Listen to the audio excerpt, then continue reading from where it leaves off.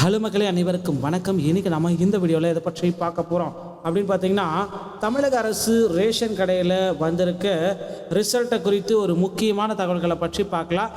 தமிழ்நாடு அரசு ரேஷன் கடையுடைய முடிவுகளை குறித்து டிஎன்சிஎஸ்சி பேக்கர் மற்றும் விற்பனையாளர்களுடைய தேர்வு பட்டியல் தற்சமயம் தயார் நிலையில் இருக்குது. தமிழ்நாடு அரசு ரேஷன் கடை விற்பனையாளர்கள் பேக்கர் தேர்வு முடிவுகள் டிஎன்சிஎஸ்சி 2025 விற்பனையாளர் தகுதி பட்டியல் தற்சமயம் ரெடி ஆகிட்டுருக்கு. இது வந்து பார்த்திங்கன்னா நவம்பர் 10ஆம் தேதியே இது வந்து தொடங்கிட்டாங்க ரிசல்ட் வெளியிடுவோம் அப்படின்ட்டு.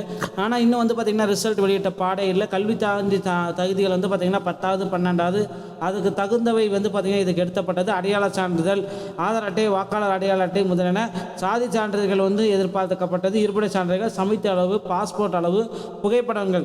தேர்வு முடிக்கப்பட்டு 4 வாரங்களுக்குள் ஆவண சரிபார்ப்பு தொடங்கும். தகுதி நீக்கத்தை தவிர்க்க வேட்பாளர்கள் குறிப்பிட்ட நேரம் மற்றும் தேதி நேரத்தில் சரிபார்ப்பு செயல்முறையில் கலந்து கொள்ள வேண்டும் அப்படின்றதை குறிப்பிட்டிருக்காங்க. சில மாவட்டங்களுக்கு இன்னும் நேர்காணல் நடக்காமல் இருக்குது. நேர்காணல் முடிக்கப்பட்ட பிறகு அனைத்து மாவட்டங்களுக்கும் ஒரே நேரத்தில் ரேஷன் கடையோட ரிசல்ட்டு எதிர்பார்க்கலாம்.